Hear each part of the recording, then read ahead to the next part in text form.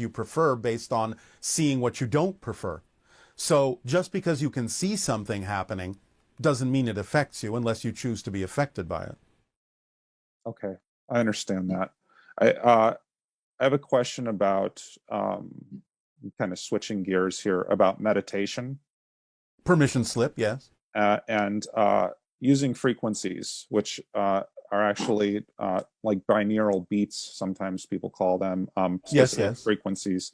Uh, is there a specific frequency that helps people get into that you would suggest that people seek out when meditating or trying to align? Well, again, different things will work for different people in different ways, of course. But in general, one that is sort of, let's say, representative of the collective consciousness is what is often referred to in your language as the Schumann frequency of Earth, 7.85 cycles per second. Now, the Schumann frequency can change, and it often does, and can go up as high as 30 cycles per second or more, depending upon the overall collective emotional energy of your societies on Earth. But the base frequency of about 7.85 cycles per second can be effective as an archetypal frequency that reflects the collective consciousness connection to Earth and its expression as nature. So you can begin there and experiment with it if you wish, but let your imagination be your guide as to what it leads you to, because again, remember, the permission slips you are attracted to because at that moment they will work for you, even if they don't work for someone else. That's why you're attracted to use them. Okay, Does that help? that does help. All Uh, right. and let's see. I don't know if I have the. I'll ask you one last question, Oh, all right. if you don't mind. Um, are there any within those that very clearly know? I find it interesting in our society now that we have our own military that is releasing information and videos of supposed extraterrestrial craft. Yes, the very beginnings of disclosure. Right. With as far as like presidents and world leaders, are there those that are kind of left out of that knowledge base within the what let's say military industrial complex? The individuals who would leave presidents and higher officials out of that particular knowledge base, as you say, out of the loop, I suppose your people say, Yeah. are not really part of that complex. They're a completely separate body at this point in your history. Interesting. Can you So further? many of your highest officials know nothing about, except maybe on a very cursory level, what some of the individuals know who are actually the ones monitoring these things. And is there a reason for that? Is there a reason? Have they separated themselves from those leaders over time? I assume they have. Is it for military power, or is it because they don't? Well, they have a multitude of their own reasons, so to speak. Some of them being the acquisition of power, some of it being the prevention of power in other people's hands, some of it being fear-based in terms of what it might do to the society to know these things, some of it religious-based, based on their assumption of what extraterrestrials may be. But for the most part, most of the withholding is, to some degree, based on some form of fear-based belief system. Okay, very interesting. Well, I appreciate getting to speak with you today, And you as well. I hope you are well, and I'll speak to you hopefully sometime down the line. Take care of yourself. We thank you and our unconditional love to you. Much love to you as well.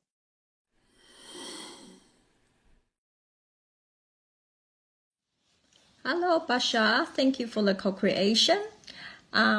This is Ishan from Australia. I have a question regarding to our memories. So my question is, why do we have memories and what does that serve to us? And I know the time is always now, but is that a side effect of having our so-called space and time in our dimension? Thank you. Bye. Yes, it is. Because memories are created in the present, no matter what they represent about the so-called past, because the past is an illusion. Nevertheless, from a linear perspective, it gives you the opportunity to learn from something that you consider to be the past. It allows you to grow in a linear way. So you have created the concept of memory to create continuity for yourselves in the illusion of time and space, so that you can see a progression of change which allows you to discover something about yourself that is new.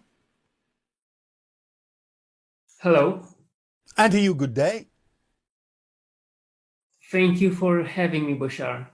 It is our passion and our pleasure. Okay, so I feel like the final splits for 2020 are one where Trump wins and one where the other part wins. There are always alternate realities with things that happen that don't happen in yours. Always. Okay. And there are different versions of all of them in different realities. It's not just two. There are many, many realities with different versions of both of those scenarios and other scenarios that have nothing to do with what you experienced, of course. I want to know what are the chances that I will shift to the reality where Trump actually wins. What would improve my chances to shift to that reality?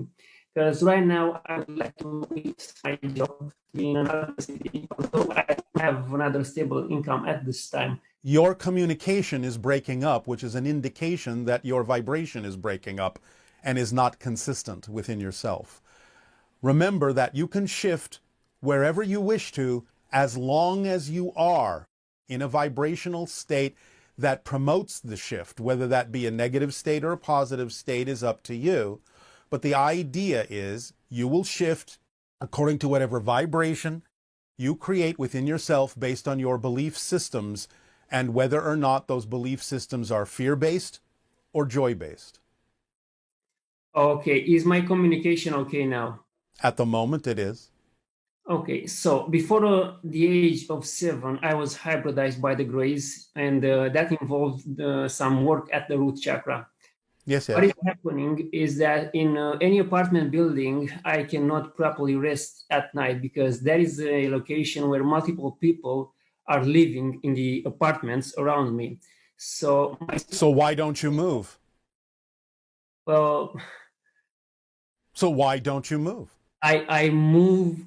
If I move, I need to move somewhere in nature, basically. So why don't you?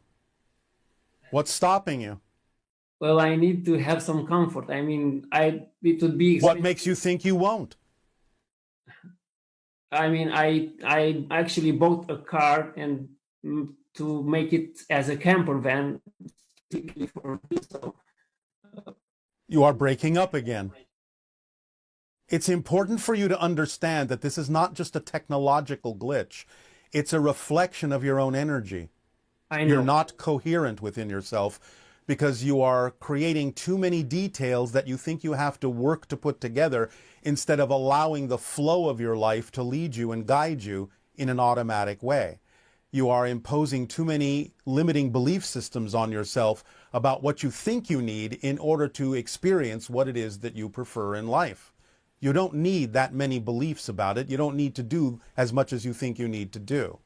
You need to allow yourself to know that if there is something impeding your ability to be where it is you prefer to be, that it's only your belief system that is impeding it. Your definition of what you think you need is too narrow, and you need to broaden it. Okay then.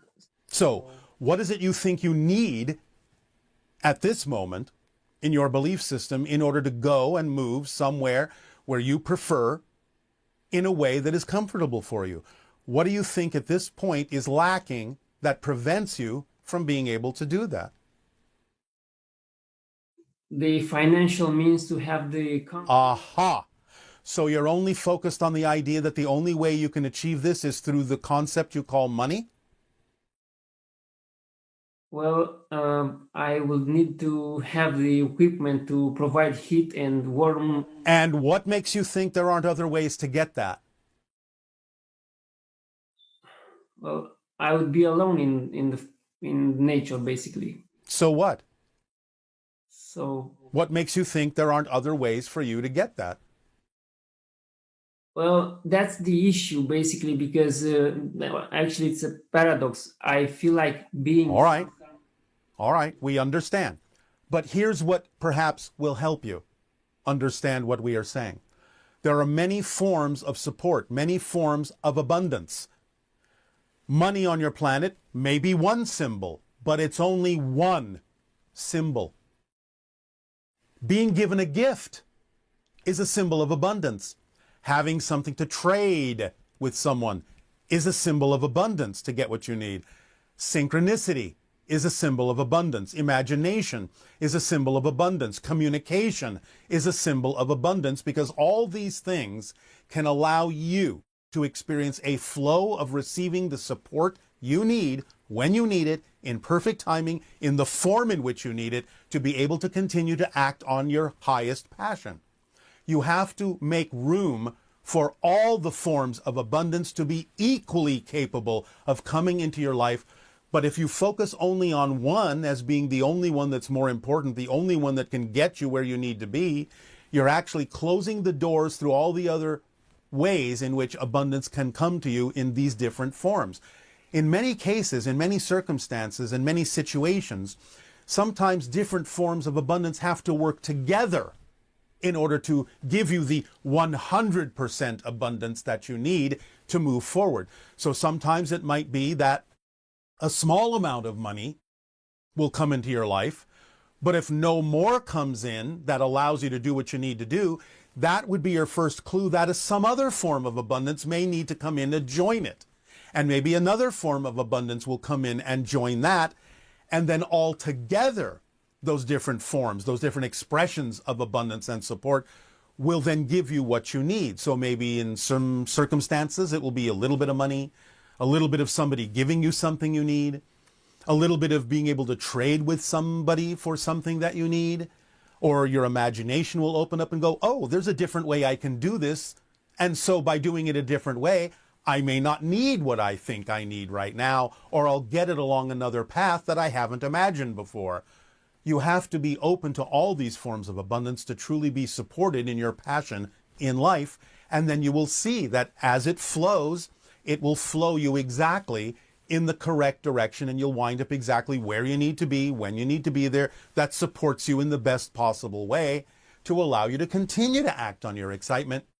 But you can't have any insistence that it must look a certain way, because the real truth is you have no idea what the ideal outcome for you actually should look like. You just have to trust that the ideal outcome will unfold in the way that serves you best.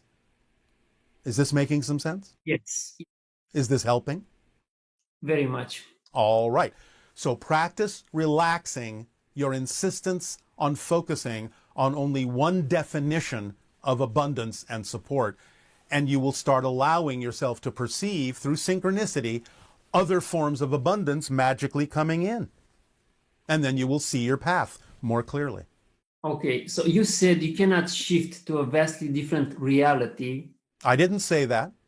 I simply said you cannot shift to one that's not relevant for you. Okay, you said you cannot shift to a reality if you don't know you can shift to that reality or something like this. In a sense, yes, you have to know that it's possible, but you also have to understand what's probable, what's relevant for the theme that you chose to explore. As, in a sense, this version of you, this version of you, this version of you, this version of you. The theme can span many different versions, but you have to understand that some things are simply not relevant for the theme that you chose to explore. Some things are. So sometimes you can experience what appears to be an amazingly large shift into a very different reality, and many times you will simply experience something that seems like a little bit of a difference. That's more common. I'm not saying you can't experience a greater shift, but again, you have to A, know that that's possible, and you have to also know that that's relevant for you. I understand. My last question. Yes. Having the year 2012 as a reference point, what percentage of the souls on Earth have shifted their focus on this reality, and how many are focused in a different reality, like where the humans are different? All right. Well, again, you're asking kind of a segregational question because you're never on the same Earth. but we understand what you mean and what you're asking. From the idea of a focal point that you're calling 2012, now that you are arriving at the inverse 2021, you've inverted those last two numbers, you may find that if you want some kind of an average comparison,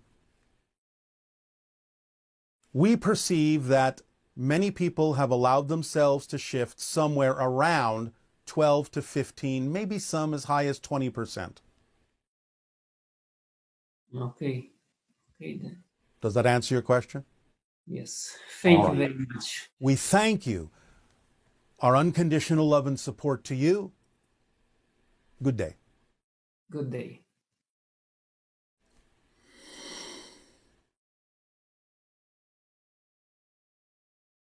Hi, Bashar.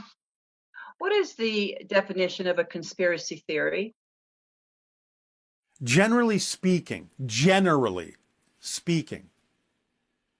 the idea of a conspiracy theory is an agreement between more than one person, per se, that something is going on clandestinely, in secret, that to some degree those people believe is being hidden on purpose for the purposes of either control or anything that is not what they consider to be to their benefit. Generally speaking, it doesn't mean that their perception that something like that going on is accurate, and hence the word theory. Because obviously there are, from time to time, actual conspiracies, both positive and negative. Because remember, conspiracy simply means to breathe together, to conspire, so that you are breathing the same vibration. You're in alignment on the same level, positively or negatively. Doesn't matter what direction, it can still be a conspiracy in the fundamental meaning of the word. But most conspiracy theories that people on your planet refer to have more to do with the idea of fear of control or fear of losing control, and thus generally on your planet have moved in a more negative direction, whether they're accurately representative of what's going on or not. It's a way of sort of consolidating in a negative framework for the most part. The idea of finding like minds to reinforce what you already believe to be true, so that you don't necessarily have to think about it more deeply. And what is the future trajectory for someone who follows conspiracy theories? Well, again, depending upon the conspiracy theory and its vibrational state, it'll be one of those navigational tools that will navigate them more strongly in the direction of the version of Earth that they believe to be true. So they will, in a sense, have created, for the most part, the thing they're afraid already exists, which may not necessarily be what exists until they have amplified and magnified it as being true. And then, of course, by doing that, they increase the probability of experiencing what they're afraid they will experience. Good day. Bashar, thank you so much for those gifts. I really appreciate all the gifts you have given myself and everyone else. Again, it is our passion and our pleasure and a response to all the gifts all of you have given to us.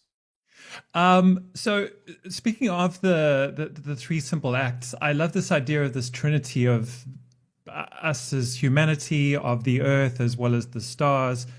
And one of the things that came to mind was that is that by connecting to the earth and grounding ourselves as such, it also then gives us the ability to better reach, in a sense, up. Yes, exactly as is symbolized by the idea of a tree.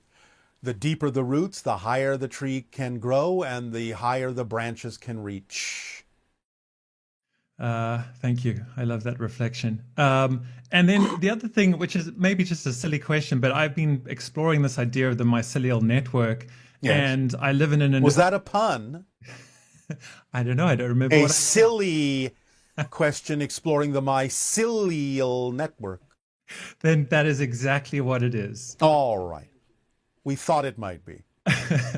So, speaking of silly mycelials, I live in an urban environment. And so instead of planting trees outside, I brought the trees inside by having a garden in my home, in my apartment. All right. And it's silly in the sense that I thought about the idea of the mycelial network, how it is a physical representation of the interconnectedness of the earth. Yes. But I have all of these separate potted plants that don't have earth that necessarily combines because All they're right. separate. Does that mean you're feeling the urge to find a place in which to plant them so that that underground connection can be made by them?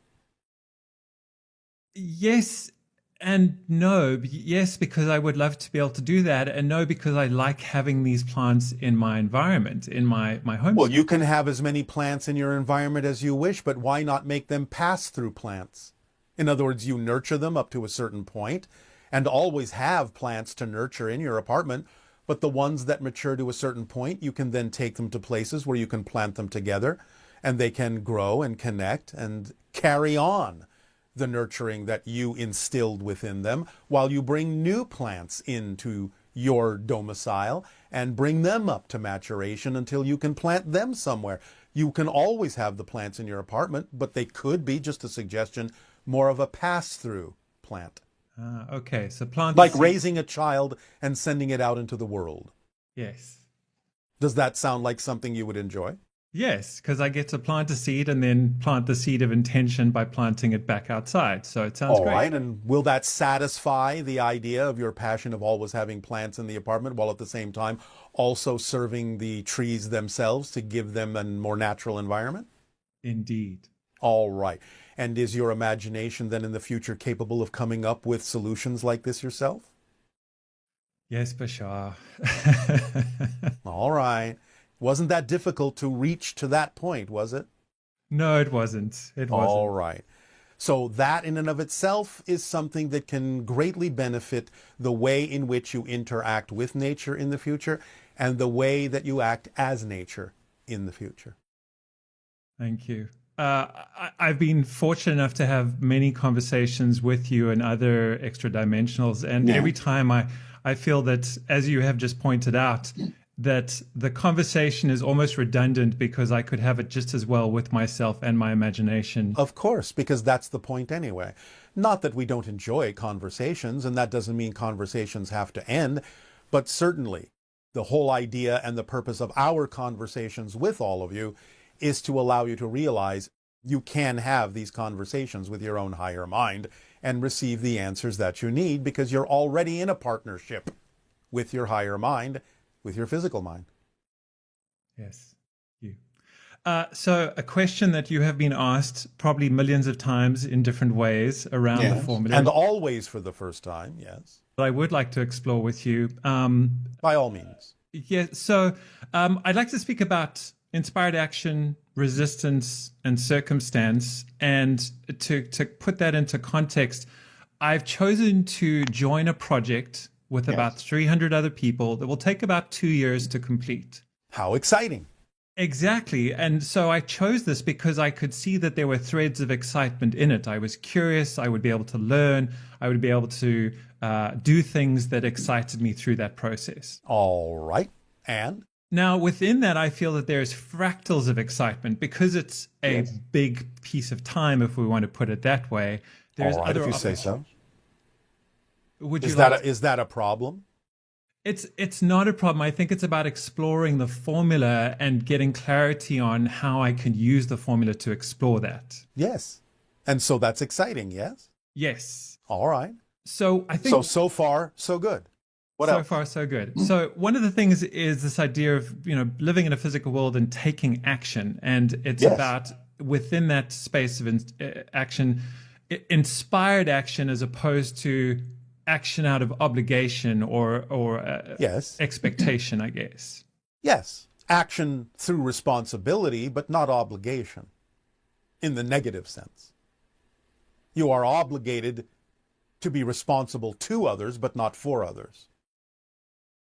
So even I think as I'm saying that's a definition I probably need to clean up is when I'm doing something is that I'm doing it from the point of responsibility, not of obligation in a negative sense.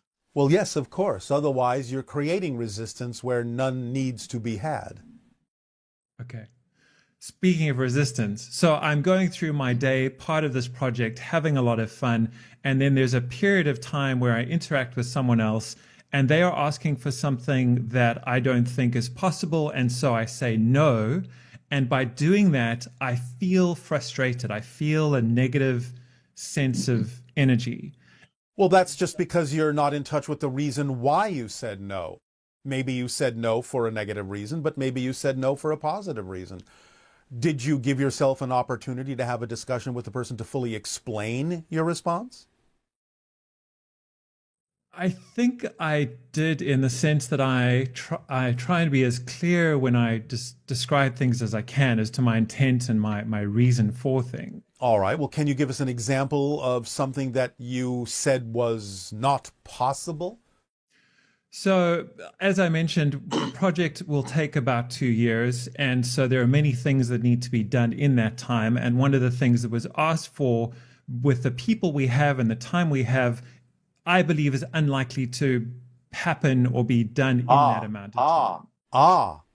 You have already shifted, because first you said impossible and now you said unlikely, which is a very different state of being. Does that mean there might be a probability, if you did things in a different way, that it could be accomplished? Yes. Then why did you say impossible? I think this comes back to the idea of resistance. If it's resistance within myself, or resistance maybe as the idea of boundaries, of saying to someone no. So you have now hit the core issue, which is when those things happen and you feel yourself going into that state of resistance, that in that moment, exploring the idea of why the resistance is there and what it will teach you is the entire purpose of why you're in the project. That's the core reason. Whatever the project is about is secondary to the process it puts you in touch with that allows you to explore and discover more of yourself. So in those moments where it seems that there's a little bit of a limbo, a deadlock, or something not clear, right there, exploring why that's happening and how you can learn from it and how you can move forward, maybe even in a different way than you imagined previously.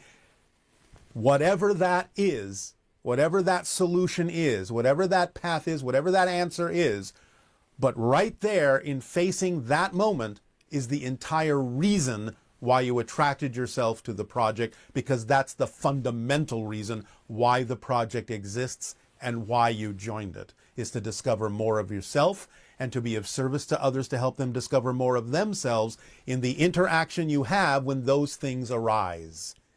At that moment, it's not about the so-called goal of the project.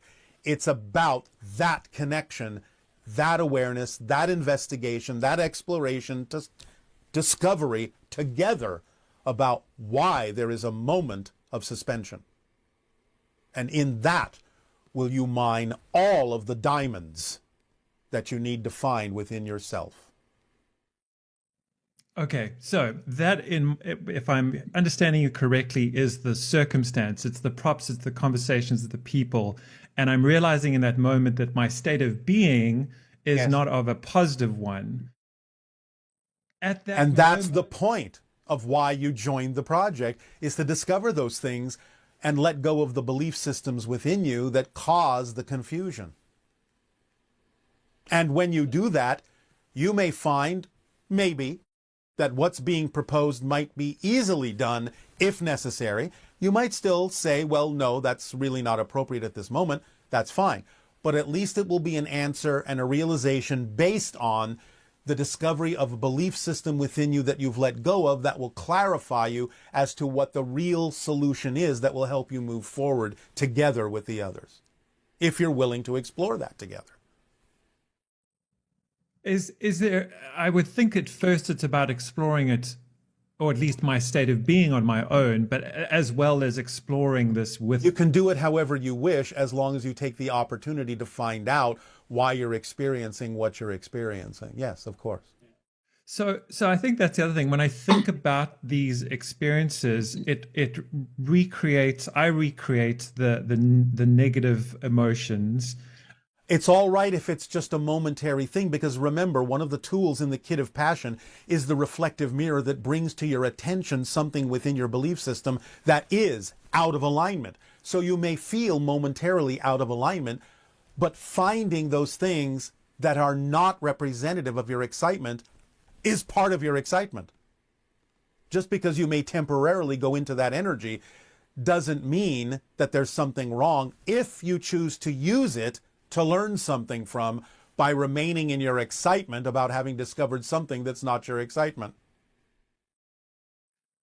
And so to that point, the way I interpret it is that if I was to then focus my attention on something that does excite me or brings me joy or puts me back into a positive state of being, then I can look at that situation again and then kind of explore Yes. it and discover what to do. Yes, because it's important to stay in a positive state in order to get a benefit out of something that you don't prefer.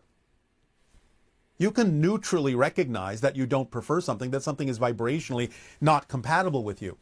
But you have to go back into a positive state in order to use what you don't prefer in a way that you do. If nothing else, manifesting something you don't prefer, it's not that it doesn't belong there, because if it happened, if it manifested, there's obviously a reason for it being there. And if you stay in a positive state, then you will realize that the reason for it being there is that it serves you, if no other way, by giving you a clearer contrast between what you do and don't prefer, which is a positive thing. So use what you don't prefer in a way that you do, and you will learn something from it, and then you'll be able to move forward more easily, more effortlessly, more clearly. Yes? Make sense? Yes. All right. Then by all means, our unconditional love and support to you along your path of least resistance. And Have to fun. you. Good day. Good day. Hello, Bashar. My first question is about Strawberry, one of the participants from your very, very early channeling sessions. How is he doing, and can you give us any updates on him? I assume you mean how is he doing in spirit, because he has passed. So the idea is to understand that he is in great joy and experiencing many of the things he didn't necessarily get to experience in physical reality, with regard to his passion for experiencing things on your planet that express themselves as theme parks. So he is experiencing on a spirit level a reality that is in every single moment as exciting as a theme park on your planet can be. Could you briefly talk about the healing benefits and properties of hot springs? Well, again, this is relatively well understood on your planet about the infusion of certain minerals in your body that your body can absorb for its own balance and health purposes. Plus, of course, in being in a relaxed and meditative state within them, it can also aid and assist in your ability to transport yourself, so to speak, to a different vibrational level that will also allow you to absorb different frequencies on different levels that are good for your own spiritual expansion as well. So it's about the idea of being a little bit more relaxed, a little looser, letting go, going with the flow, and absorbing what you need from that balanced state. And it is also an opportunity to again express your connection to the earth and what it provides you, how it nurtures you, what it gives you, the benefits it provides not only to your body, but to your spirit, your mind, for bringing them all together into alignment so that you can sort of melt into one vibration that is representative of all the different levels within you and allows you to function more holistically in a more balanced way for those that find themselves attracted, of course, to that particular permission slip. My third question is, could you briefly talk about the hero-villain complex and how Hollywood has influenced the collective to see the good and bad in people, heroes and villains in people and themselves? All right, well, again, this goes back to the idea that story structure is something that's actually built into your psyche. It's something that you discovered within yourself. It's not something that you invented. There are certain kinds of vibrational chords within you that are representative of the theme of Earth, which is the transformation of dark to light, negative to positive, so on and so forth. And therefore, all of the stories that allow you to experience catharsis and transformation and letting go often contain the structure of hero/villain conflicts, because as you allow yourself to explore all the different ways you can transform that relationship in a positive way, you give yourself more opportunity to do so. It's not about really the concept of insisting on labeling people in a certain way, but it's simply more for the idea of representing the story structure within you that has to do with transforming from a conflictive state, a polarized state, to a more unified state that allows you to discover more of yourself and uplift yourself and your vibration in a way that creates you to be more aware of how you can become a different person using the vibration of the negative in order to catapult you there to that higher level and change you and transform you in positive ways by having encountered it. So it's a story about not necessarily invalidating the negative, but using the negative, using the villain to allow the hero to become more heroic, in a sense, in simple story terms. Of course, it also represents the idea of that within the self. In a story, it's just, shall we say, projected into the idea of different beings.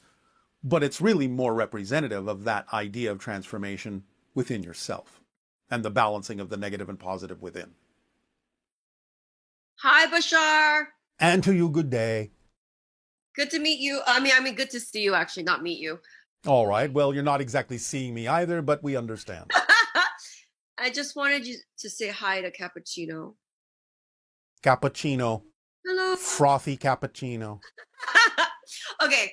I just have a few questions. First one is, I noticed that during this particular election season, I'm not going to ask you a political question, but I noticed how there's so many different people with different perspectives, right?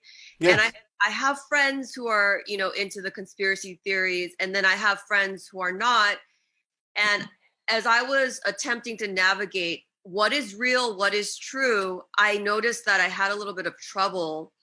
And when the media is not necessarily always accurate, Yes. I just wonder, how do I gauge what is actually real and true? And I'll ask you the second one later, but how do I gauge what's true when there's so many different perspectives? If you understand that the different perspectives are true in their own realities, then all you need to do is pick the ones that are true for you and yours. And that's it? Well, you don't invalidate the ones that are true in other realities. You don't say they're not true. You just say they're not relevant to me. And therefore, you move forward in the reality that you prefer, where you start eventually in the years to come to only experience the ones that are relevant for that reality and no longer experience the ones that are not, while those that are holding on to other truths will only experience the things that are relevant for their reality that they've chosen, and will no longer in the years to come experience the ones that are not relevant for them that might still be relevant for you. Got it. So Bashar, then there's no need to try to convince anybody of what's true, right? It's just whatever is true for them is. You can make whatever statements you believe are representative and relevant for the truth of your reality, and I understand that if you do so, someone might change their mind if you prevent them with enough information to do so, but the idea is that they will have chosen to do so by attracting you to tell them these things anyway.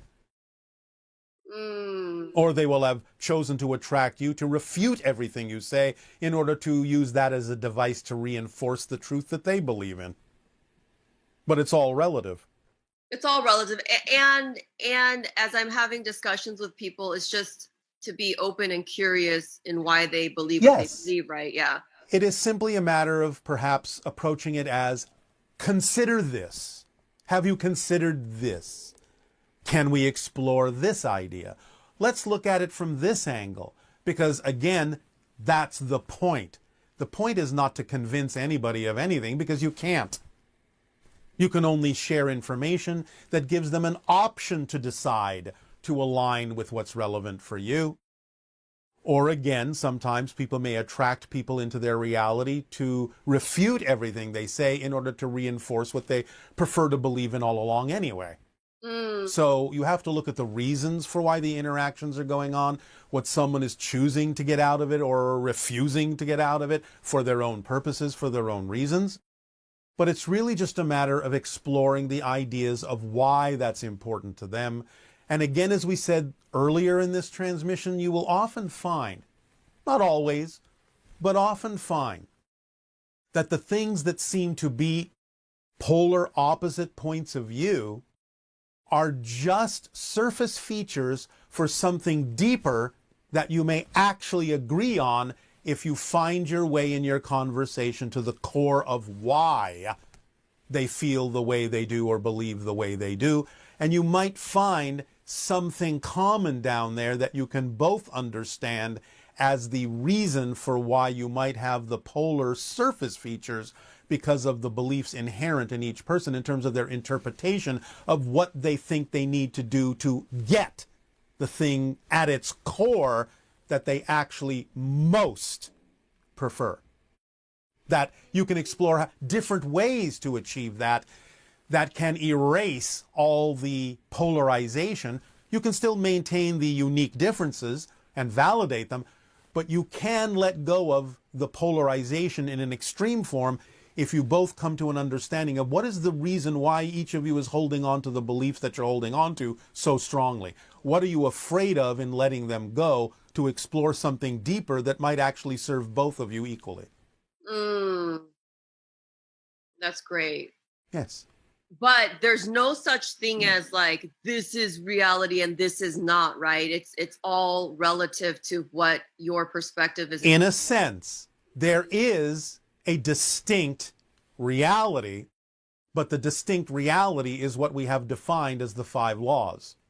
Got it. Yeah. You exist. Yes? Yep. Everything is here and now. The all are one, the one are all. What you put out is what you get back.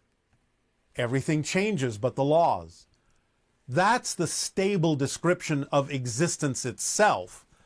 Everything else is relative based on what you believe to be true and your relationship to the structure of existence, which never changes. Got it. Okay, that's great. So it's a mix of like, I think for me, I just need to get that there's multiple realities and not invalidate any, but also, just choose based on what's relevant for me. Well, yes, you see, the idea of invalidating another reality is simply a reflection of a fear-based belief that somehow you can't have the reality that's relevant for you while someone else can have the reality that's relevant for them, because most of you don't understand the structure of existence and therefore think there's only one reality. And therefore, I've got to be right, or I've got to be right, because there's only one reality and we have to figure out which perspective of that one reality is correct, when in fact they're all real. But the point is, Bashar, like, it's not because I noticed there's a part of me that doesn't want to acknowledge other realities, because there's dark realities. They exist, right? Well, yes, of course. The idea, again, is they're simply based on the mechanical description of something that is positive or negative, mechanically speaking. The idea is that existence is very slightly biased in the direction of positive energy, because there's a balance point between the two poles, because existence is not really a duality, it's a trinity. There's always a balance point between the two, and a balance point between the two still allows you the freedom to choose what you prefer which means, in a sense, and I'm only using these percentages arbitrarily, but you get the point. You could say existence is 51% positive and 49% negative. And of course you can recognize that you may prefer, because existence leans that way. In other words, you're more in alignment with existence on the positive side than you are on the negative side. So you can recognize that you may prefer the idea of the way certain realities vibrate, more in accord with the true nature of your essence. But again, it still doesn't mean you have to invalidate the one that you don't prefer, because many times the one you don't prefer has still gotten you to the point of choosing the one that you do. So you can use negative energies. Oh, all right, if you insist. I have been working with, well, first of all, I've been married for 26 years to a non-metaphysical man. Oh, all right, non-metaphysical man. Is that the name of the person? Non-metaphysical man. No, his name is Jerry. No, all right. Jerry, the non-metaphysical man. Now, first of all, before we go on, you do understand that many people on your planet will be living the lives they need to live without necessarily knowing a stitch about the idea you call metaphysics. Yes, he did. All right. He did that. All right. So presently, though, I'm working with twin flame energy on the inner planes. Oh, all right. And is this fun for you? Yes, we're accomplishing a world service work. All right. So is this representative of your highest joy? Yes, it is. Oh, well, thank you. So my question about that is, will I soon be in a new relationship, and will we... is this the voice of expectation? Yes. Are you saying you don't trust your reality to take you where you need to go? It looks a little... A little what?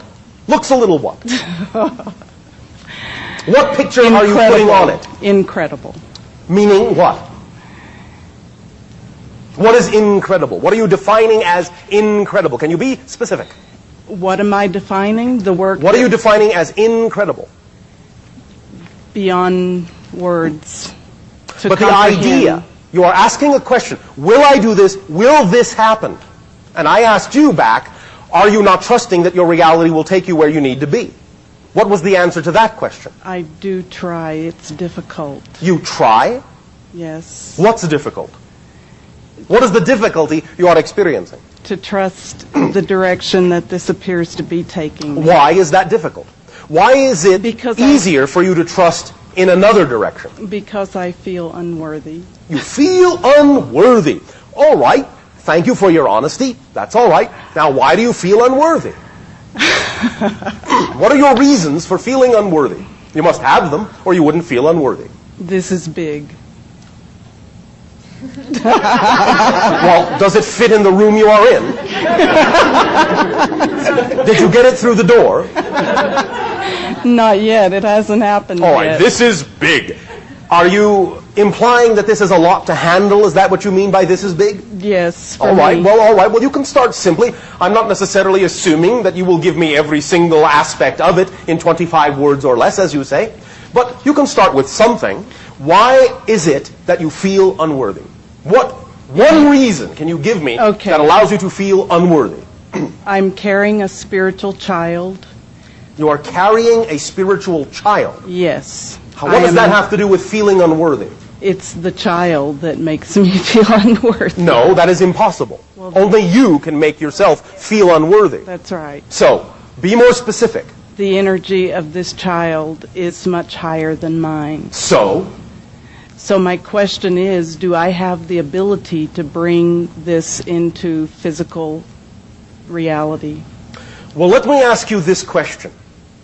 May I? Yes. Do you believe that creation creates pointless creations? Or do you believe that everything fits? I'll ask you another way. Let us use an analogy. Let us say that you have what you call on your planet a fine china vase or cup in your hand. Can you picture this? Okay. Have you got it? Is it a vase or a cup? A cup. A cup, all right. Now, drop the cup in your imagination and see it shatter on the floor. Have you seen this? You see it shatter into pieces on the floor? Yes. All right. Now, here is my question. If you were to pick those pieces up and assemble them, would they assemble back into a cup? This is not a trick question. Would they assemble back into a cup? By what substance? Would they assemble back into a cup? Yes. Yes, of course, because you dropped a cup and it broke into pieces. And the pieces on the floor are the pieces of a cup. So the idea is that you understand when you see the pieces on the floor that every single piece there has a place where it fits to go back into the concept of becoming a whole cup. There are no extraneous pieces. You're not going to find extra pieces, are you? No. Are you? If I gathered them all, no. And if you gathered them all, you're not going to be missing any. Right. You follow? And let's, for the sake of this illustration, simply say that the pieces didn't go that far. You can see every single one of them so that you know you're going to have exactly just the right amount of pieces and that when you assemble them, they are going to be a cup. Are you following me so far? Yes. Therefore, you must understand that every single thing in creation is such a piece of the whole. There are no extraneous pieces and there are no pieces missing. Everything fits into one big puzzle picture. You follow? Everyone is a piece, a puzzle piece of one big puzzle picture. You follow? Yes. And therefore, when everyone is simply who they need to be, when everyone is the shape they were created to be, when everyone is the piece of the puzzle that they were created to be, then they fit where they belong and they add their piece to the whole picture and support the whole. And there's no leftover pieces and there's no pieces missing. You follow me? Yes. So, if you are the one with whom the child made the agreement, doesn't that automatically by definition mean you must belong together? Or the child would have made an agreement with someone else? Yes. Well, are you getting the point? Yes. Then you must be equal, or it couldn't exist. And it is only your assumption that you are not equal that makes you experience the inequality. It's only your definition that you are not equal that allows you to experience inequality as a tangible reality. But it doesn't mean it's empirically true, because if it were empirically true, we wouldn't be having this conversation. Because you wouldn't have this to talk about, because it wouldn't exist in your reality, because there are no pointless creations, and there are no pieces that are not where they don't belong. Do you follow that? Mm-hmm. Is this making some sense to you? Yes, it does. Is this helping to illuminate and lighten up the whole picture for you? Yes. Yes. Right. Energetically and all right. In That's all where it ways. begins. Let it sink in. It will permeate every aspect of your being. It will permeate every other area wherein you might still insist that you are not worthy. But if you really, really, really, and this goes for all of you, if you really, really, really were not worthy in the way most of you think, you wouldn't exist at all. In a sense, if I may put this somewhat colloquially and somewhat poetically, there is a very, very large paradox at work. When people on your planet think that they are unworthy, it's actually one of the most arrogant things you can say. One of the most egotistical things you can say. Because what you're saying is that, yes, everything in the universe fits perfectly except me. I stand out as the only unworthy aspect of all of creation. Look at me. You see the paradox in saying you are unworthy? Because truly, if you really were unworthy, you wouldn't be in existence at all, because creation would not have created something that didn't belong. And by really saying you're unworthy and really allowing yourself to believe that you are unworthy, what you're telling the Creator is that the gift of existence is worthless. The gift you have given is worthless. I throw it back in your face. Now, the Creator loves you unconditionally, so the Creator doesn't mind. Because the Creator loves you all so unconditionally that the Creator allows you to even believe you are not worthy. That's how loved and worthy you are. Because you have total freedom to believe whatever you want. That's how loved and supported you are. And if you want to believe you're unworthy, creation says, okay, I love you none the less. And I will allow you to believe what you choose to believe, but the proof is that you exist.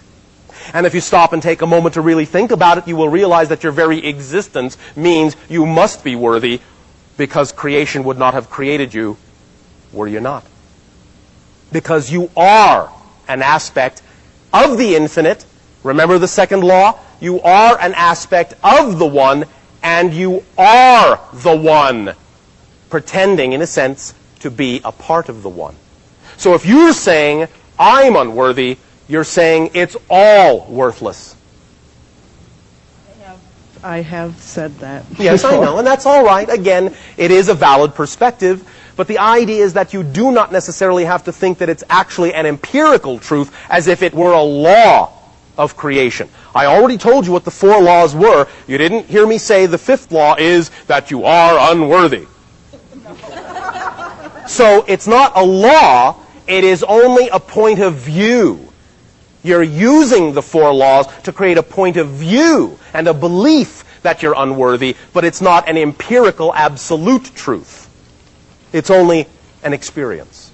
And you can change it because it's an experience. Does that make sense? Yes, it does. Thank you. Thank you. Next.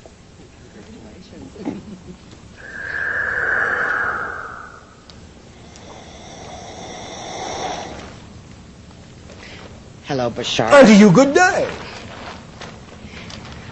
I'm here to ask you, I think you've answered most of my other questions. All right. I appreciate the repetition. We learn slowly here. Not really. Well, it seems like it. No, not really. You see, all of you know exactly what you're doing. I'm just reminding you of what you're doing. None of you learn slowly at all. You are all absolute masters at creating the realities you create. We're just reminding you that the idea is not that you are not creating perfection. It's just that some of you are choosing to create perfect misery. You understand? Yes, I do. But that doesn't mean you are not in control of creating your reality, and you all know this. So anyway, you're not slow learners. Don't judge yourself. Please, on our account, go ahead. So if you have a mess around you... A mess, yes. Would you say that the advice to get through it and go beyond would be the moment-to-moment living in some moment? senses. But the idea, of course, is personal value, personal integrity, personal responsibility for the consequences of your own actions, allowing clear communication to all components involved in all relationships you have co-created, so that you are being responsible for your parts in all the relationships that might have led to what you are defining as messes, but also learning from them as lessons, so that you can then make clear statements within yourself that you are learning from them and have learned that this is not necessarily the direction of your preference. And in choosing a new direction, then you will be using them as stepping stones, and you will be incorporating and integrating these experiences into you and becoming more holistic. In a nutshell. Do you understand? Sort of. Well, can you be more specific about what you are defining as a mess? Yes. Okay. I guess my blockage or battle right now has been with linear time. It Battling linear time. Yes, and it seems like... My, how dramatic. Well, it is dramatic. Why are you battling linear time, and in what way? It just feels like there's... What does that mean? Battling linear time? Yes, what does that mean? Well, having many more things to do and get done than feels like there's time to do. Sometimes, not always, but more often than not, that is usually a symptom of doing more than you have to do. It is usually a symptom of not really allowing the thing that excites you the most to be the first thing you do.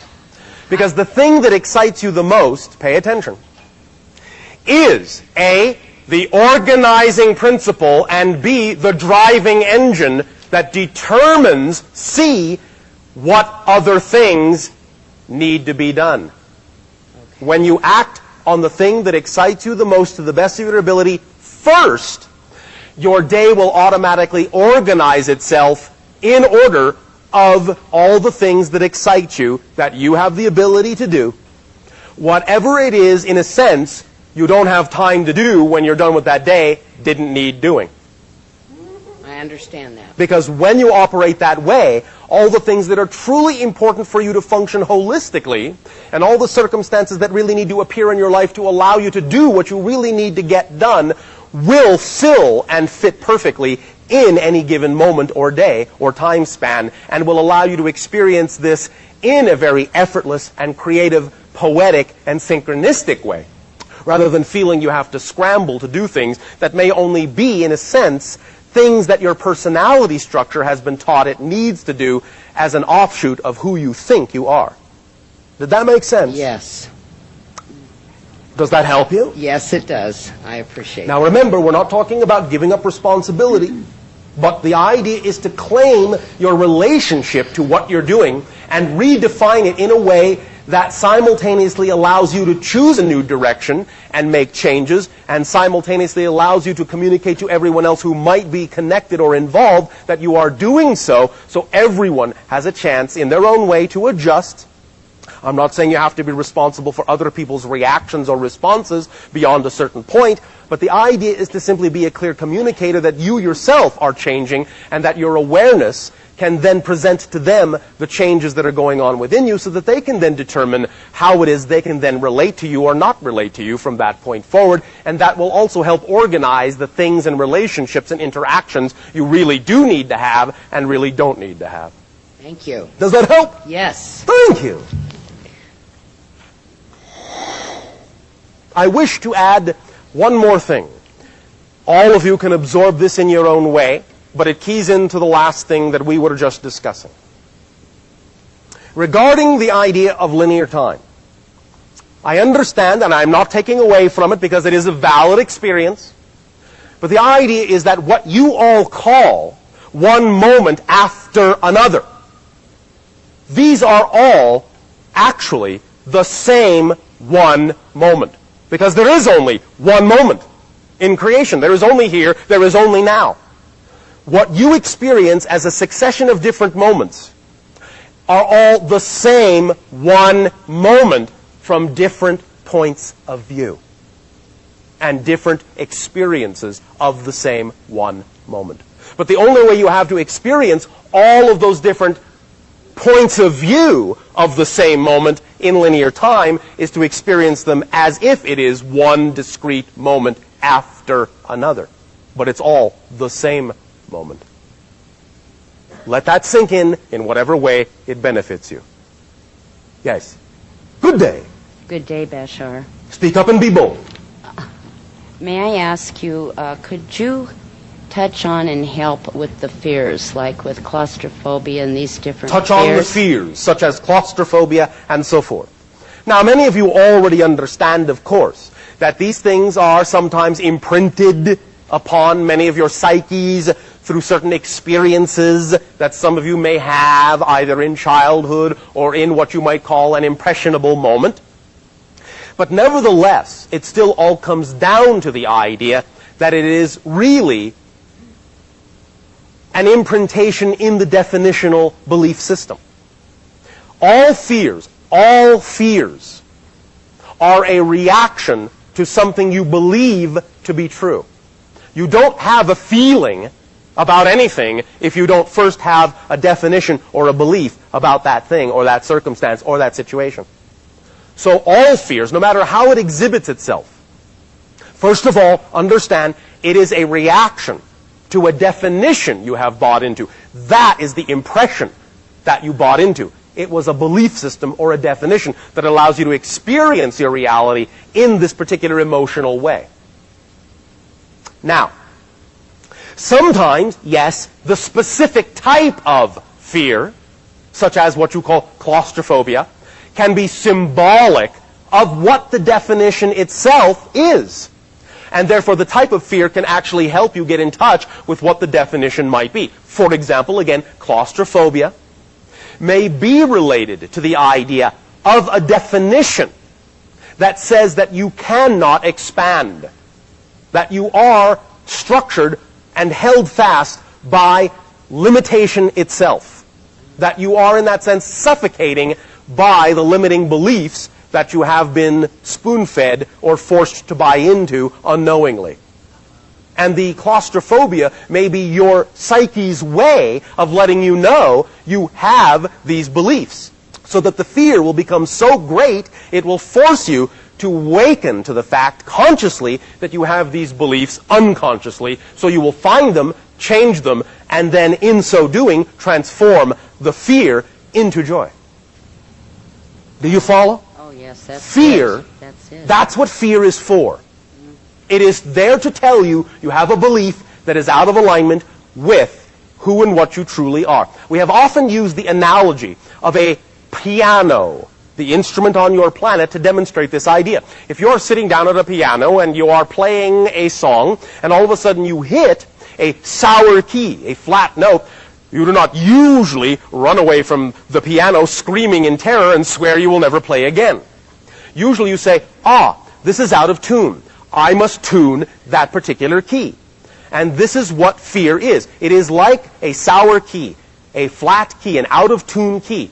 It must be tuned. What must be tuned? The definition must be tuned. You must find out what the definition is that allows you to experience the flat key, change the definition, which is the process of fine-tuning, and then bring it back into harmony with the rest of your keys. That's really all it is. And the specific type of fear can be, as we have said, a big clue as to what the definition is you may have bought into.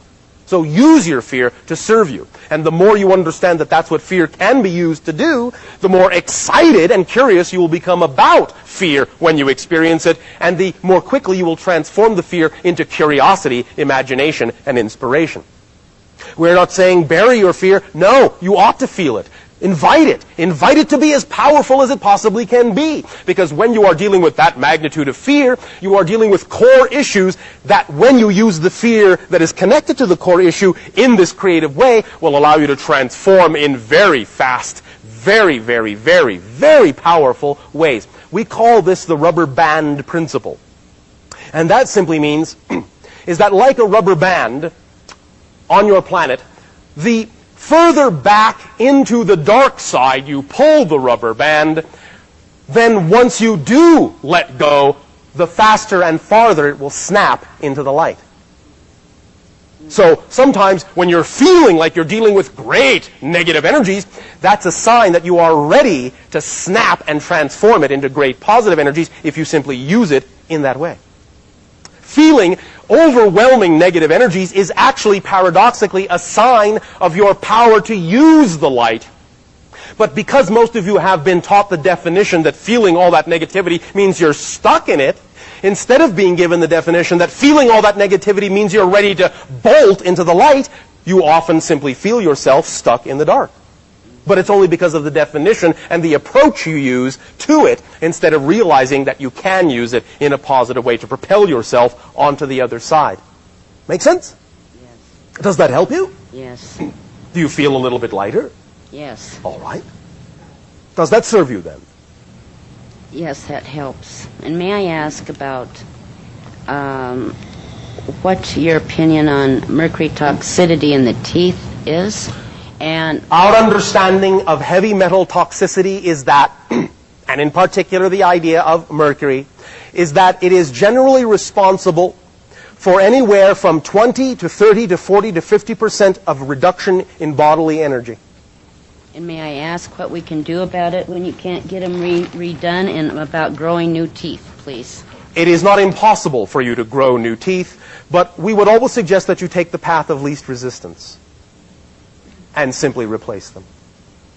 And understand that your reality can allow you to do this. It's not impossible to grow new ones, but most of you will find that your belief systems have a tough enough time dealing with what you consider to be relatively mundane ideas, rather than doing something that most of you, not all of you, most of you consider to be really hard.